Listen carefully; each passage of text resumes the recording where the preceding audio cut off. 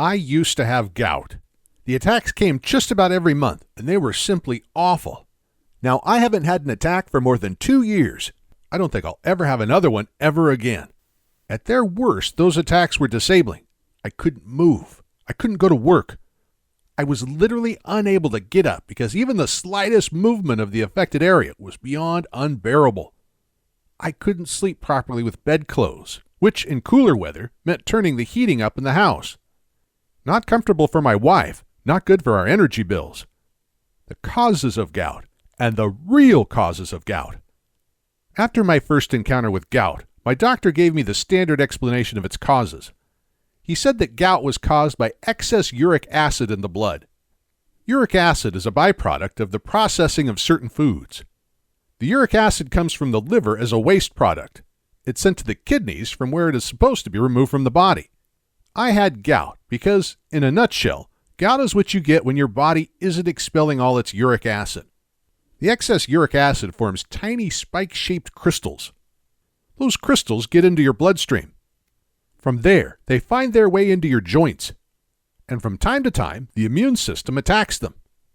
And when the immune system does that, the inflammation that results is experienced as a gout attack, also known as excruciating, awful pain. If you suffer from gout, then I truly feel for you. I know what you're going through.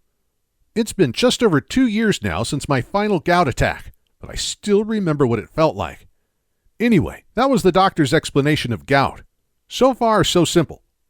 Gout only gets worse. Over the first year or so, my gout attacks went from one attack every 1 or 2 months to monthly, and then occasionally to every few weeks. I started with the standard meds, anti-inflammatories, steroid jabs, drugs to reduce the uric acid in my blood. Really, despite his best intentions, I think my doctor was simply trying things out. Treatments are offered as much in hope as in the expectation they'll do anything. But even when a drug did do some good, I knew I was just managing the condition. And I realized that for many gout sufferers, this was the case. They could swallow any number of pills, inject as much steroid as their bodies could handle, and avoid every suspect piece of food and drink. The underlying problem, the actual cause of the gout, was still there, creating all sorts of problems for the body to deal with. I followed the typical do's and don'ts. It's typical stuff. Exercise more, lose weight, eat a balanced diet, whatever that is. Eat less red meat. Don't smoke. I never have. Go a couple days a week without alcohol. And it made precisely no difference to my gout at all. Although, to be honest, if I knew then what I know now, I wouldn't have bothered with any of that. Asking the awkward questions. My natural curiosity prompted me to ask questions about this disease. If uric acid leads to gout, then why did I suddenly have too much uric acid in my blood? Well, it makes sense that either A, I was suddenly producing too much of it, or B, that my body simply was no longer removing it effectively. And it turns out that the answer is B. In fact, for 90% of gout sufferers, scientists say that it isn't overproduction of uric acid that is the problem. It's the underprocessing of it. In other words, something's going wrong with the body's ability to expel uric acid properly. So I was quite puzzled. Here's how I thought about it. There was a time when I hadn't even heard of gout, much less suffered from it. Then I had gout for just over 3 years. And then 2 years ago, I experienced my last ever gout attack and never suffered another one. So, for a number of decades of my life, my body handled the uric acid effectively. Suddenly, it could no longer handle that acid properly, and so I found myself with gout. Fast forward after 3 years of gout, and once again, everything is fine. I'm gout-free. It doesn't take Sherlock Holmes to work this out. Remember, it's not that I'm producing too much uric acid that's the problem. It's that I'm no longer removing enough of it from my body. So at first, something in my body was working. It was getting rid of the uric acid. Then it stopped working, so I got gout. Then it started working again. The pain disappeared. There was no more flare-ups, and I was completely healthy once more. But there it is. I had gout because something had stopped working. And it's that something that had stopped working that most of our doctors are failing to address. If we find out what it is that stopped working and then started working again, then we found the key to ending gout forever. What I now know, but didn't know then. I haven't had even a whisper of gout now for over 2 years.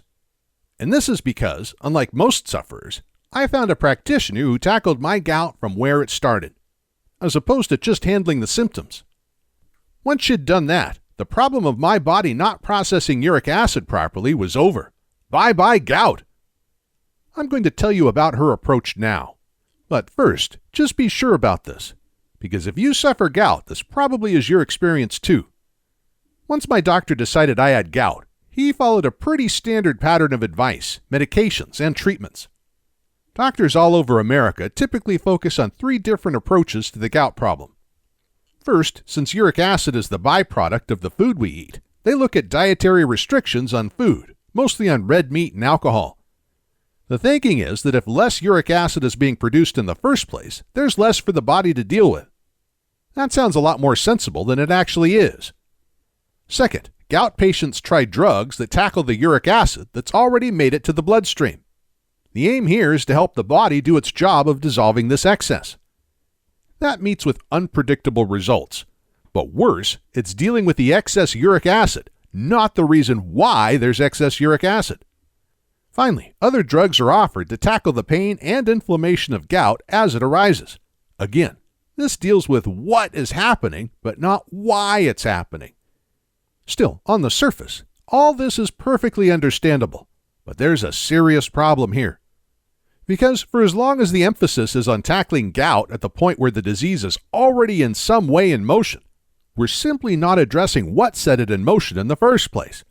We feel like we're doing something useful, but we're tinkering at the edges of the problem, which is why gout can and often does go on for years and years, yet it doesn't have to. Gout has dangerous risk factors. Things get a tiny bit worse. During that first visit, my doctor told me 2 other things, and I didn't like either of them. First, he pointed out that each gout attack makes another attack more likely. Once you've had a few attacks, that's about it. Get ready for gout as a regular thing. Some people that have had attacks of gout over a longer period can end up developing a more chronic or persistent form of gout. It's called chronic tophaceous gout, and the pain and loss of mobility is life-altering and disabling. Then he told me this. Gout is a risk factor for other conditions, some of them even more serious than the gout itself. In other words, because I had gout, it was more likely that I'd get at least one of those other conditions. And those other conditions included heart disease, particularly heart failure and strokes. He added that gout was also a risk factor for obesity, type 2 diabetes, arthritis, stress, and a number of unpleasant other conditions. And there isn't a limit on which of those afflictions I could find myself suffering from. It might be that, in time, I contracted just one of them, but it could be 2 of them, or 3. The possibility of my gout being a risk factor for me suffering all those at once did shock me quite a bit. I felt like I was just waiting for something else to go badly wrong with my health. One day, things really became too much. Just over 2 years ago, I had a gout attack that was so painful I was crying. I'm not one of life's criers, but I had to let it go on for a week and was in so much pain I honestly started questioning whether I wanted to live. I went back to my doctor. Turned out he was on vacation, so I saw one of his colleagues instead. She was a nice lady, thoughtful. She listened, and she could tell I was badly affected by this latest flare-up. We had a long conversation, and she told me about a practitioner who specializes in dealing with gout. Seems this practitioner had a startling record with permanently ending gout for her clients. Not reducing it, removing it. That practitioner's approach was verified both in theory, in experiment, and in real life. She based it on 3 decades of science coming from leading researchers in the U.S. and Europe. The research's successes in tackling a range of health conditions are mounting up, and for some years now, the medical community has been rethinking some of their most fundamental ideas about how the body works. From that research, she had created her gout strategy that is now having such profound results for gout sufferers. My doctor admitted it wasn't her area of expertise, so she gave me the name of that alternative health practitioner she'd mentioned. And that's when I first heard of Shelley Manning. And if it's not too dramatic a statement to make, What I learned from Shelley changed my life. The end of gout. Shelley Manning is an accomplished natural health researcher and writer. She began her work on natural health remedies after suffering years of very painful arthritis. She discovered that where modern medicine was consistently failing to relieve a person of their suffering, it was often because they didn't really know what was causing the condition in the first place. They tackled what they could see, but the rest was a mystery. Shelley's research took in dozens of peer-reviewed studies from universities across the world, plus personal testimonies from hundreds of arthritis sufferers. She eventually became completely free of arthritis, which was not only an immense relief to her, but also it drove her to share her discoveries with others so that they too would never suffer such horrible ongoing pain. Both her arthritis and her gout remedies are hugely successful today, and many people have Shelley to thank for their pain-free lives. She laid out some simple gout truths that made perfect sense to me. First, she pointed out that doctors always tell you to eat healthily because, whether you're ill or healthy, it's generally sound advice.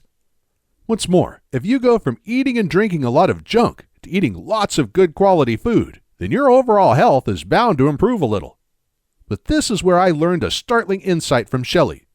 You can eat correctly, as your doctors tell you to. But you can also eat correctly, specifically for gout, which isn't the same thing.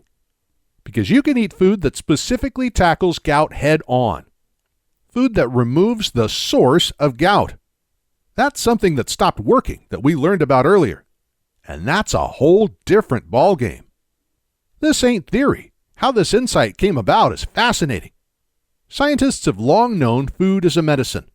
But what's been happening since the 1980s is that scientists have steadily worked out why it's a medicine. Shelley Manning understands the science of this inside out, which she told me was jaw-dropping. But let me give you the short version, and we'll start with something really weird: your gut. No, your gut's not weird, not in itself, but check this out.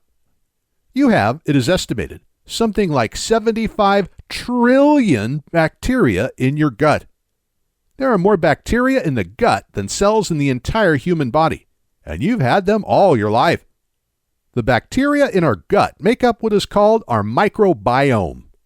The microbiome refers to all the bacteria that live with us in our guts.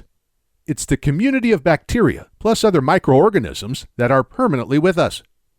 There's nothing special or unusual about the human microbiome. In fact, plenty of mammals and some insects also have microbiomes. They're a fact of life. We humans have had our gut microbiome since the dawn of humanity. We need it. Bacteria is not always what you think it is. But, of course, when we hear the word bacteria, we imagine something awful. Disease, contagion, illness, death. Because mostly we associate bacteria with being very ill. There's something to fight off the moment we get them. We buy products from our supermarket that boast how quickly and effectively they kill bacteria. But bacteria are just single-celled organisms that can be found just about anywhere. Some are dangerous. Some are highly beneficial. It depends which bacteria they are, and it depends on where they are. Those that exist within us, within our gut microbiome, are largely beneficial to us. In fact, in a healthy human being, some 95% of them are responsible for a number of vital body processes that either keep us healthy or keep us alive. Yes, they're that important.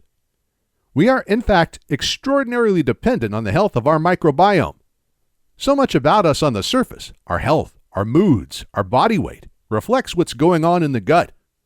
Incredibly, scientists are now recognizing that the microbiome, our gut bacteria, is so vital to our general health that some think of it as an organ in its own right. They regard it as important to our existence as the kidneys or the heart or the lungs. In fact, scientists are able to transplant the gut bacteria from a healthy person into the gut of a diseased patient in order to cure disease. Known as fecal microbiota transplants, these procedures repopulate people's unhealthy gut microbiome with healthy, thriving bacteria. Bacteria transplants. Who'd have thought it? But scientists state that's how vital it is to keep your gut in its best shape possible. We need to maintain a health ratio of 95% friendly, life-enhancing bacteria, with 5% being whatever else is there. When that ratio goes out of balance, humans become vulnerable to infection, poisoning, malnourishment, and a whole range of degenerative and lifestyle disorders. It's really hard to overstate how important our gut health is to us. Our gut health is our health. A healthy microbiome, a healthy gut, is our health in many respects. Obesity is now thought of as a gut disease. Unhealthy bacteria get the upper hand in your gut and cause the kind of food cravings that most of us find so hard to resist. And gut health also affects mental health, moods basically. Scientists now believe that persistently feeling low for no apparent reason may have a bacterial explanation. So let's be absolutely clear about this. Your gut bacteria aren't just add-ons to your health. They are your health. In the same way that a faulty liver will cause you big problems, just as a weak heart will require expert attention in order to keep you alive, like lungs that don't function properly, or kidneys that are diseased, or a lymph system that isn't working effectively.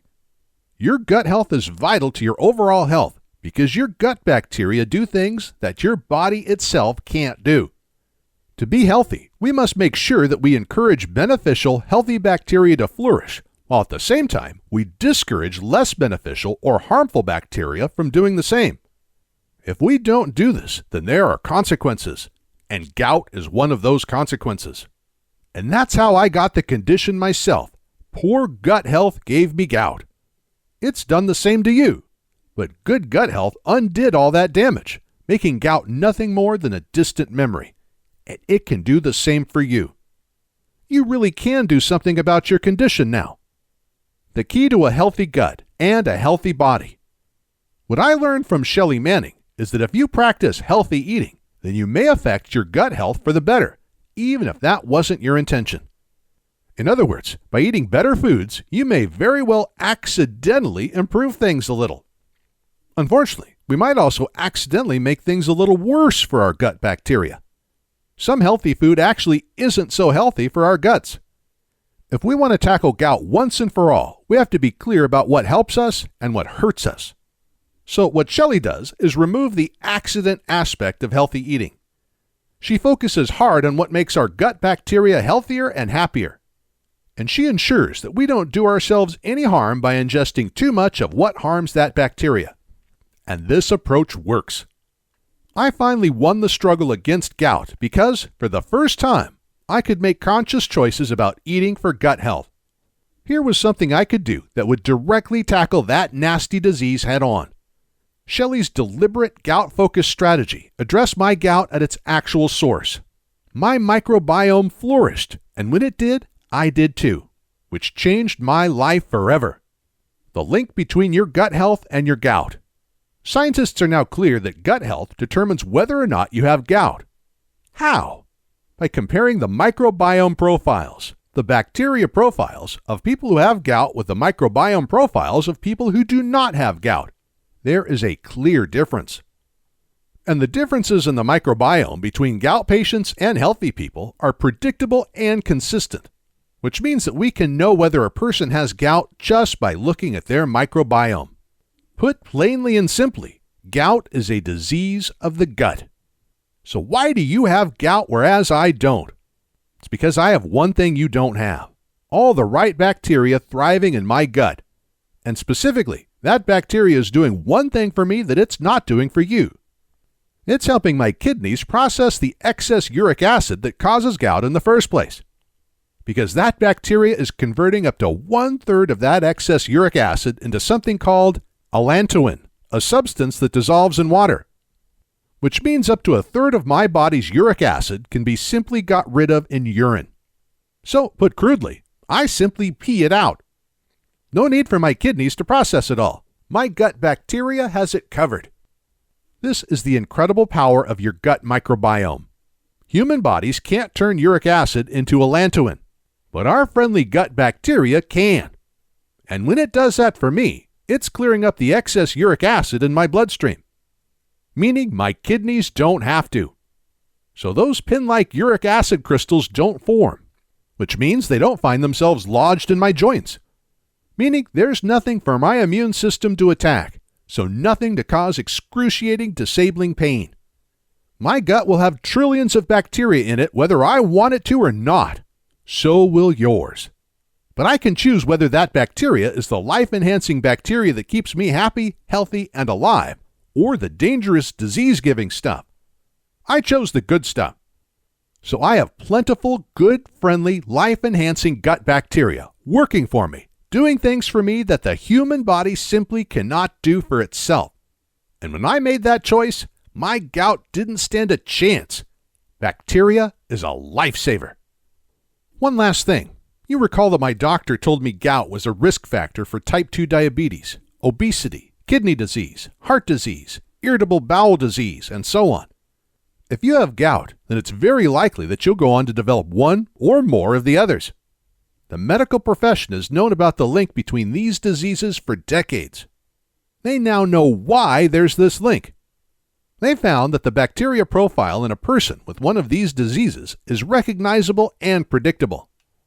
In other words, when doctors examine the person's gut bacteria, they already know what to expect.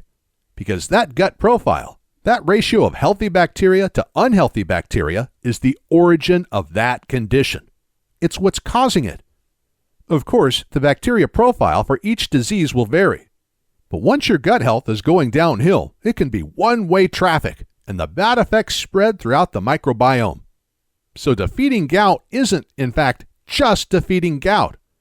It's also minimizing your exposure to all those other unpleasant and sometimes fatal diseases. And at the same time, helping you achieve optimum health at all levels, physical, appearance, and moods. Seen this way, why would anyone not address their gut health? The end of gout. I acquired Shelley Manning's gout program just over 2 years ago. It's called The End of Gout, and it did for me exactly what it says on the cover, because I no longer suffer those excruciating gout attacks, and I don't have to cancel plans because a flare-up has left me unable to function properly. I'm never going to experience any of that ever again. And it's because I now know how to ensure the health of my friendly gut bacteria, and how to not feed the unfriendly ones. I'm so glad I made the decision to tackle gout myself. Shelley's program gave me everything I needed to know about how and why her approach works so fantastically well. She goes into some detail about your gut, its bacteria, and why scientists now realize that healing the gut heals the body. However, you can skip all that if you want to. You can simply go straight to the program itself and start getting healthy again. However you do it, you'll be very happy that you did. The End of Gout. Quick Start Plan. Shelley Manning's The End of Gout is not only a fascinating read, it's also refreshingly practical. Shelley gives you 2 simple quick starts. Eat more of these, eat fewer of these. This simple adjustment can correct years of gout-causing errors in your eating, and you can start on this straight away within minutes of receiving the program. A simple plan. The next step is to follow Shelley's 7-day plan. It tightens up the quick start advice and turns it into a solid follow-along program. The 7-day plan was the real clincher for me. I'm a pretty average cook. I'm competent, but not at all skilled or adventurous. Turns out I didn't need to be. The plan takes away all the thinking and gives me, for the first week, something I can simply copy. After the first 7 days, I used Shelley's advice to adapt the plan according to my own tastes, which was pretty easy. The plan is full of options, so you can try different foods and see what you like best. It's all food you can buy in your supermarket, and it includes lots of nice stuff.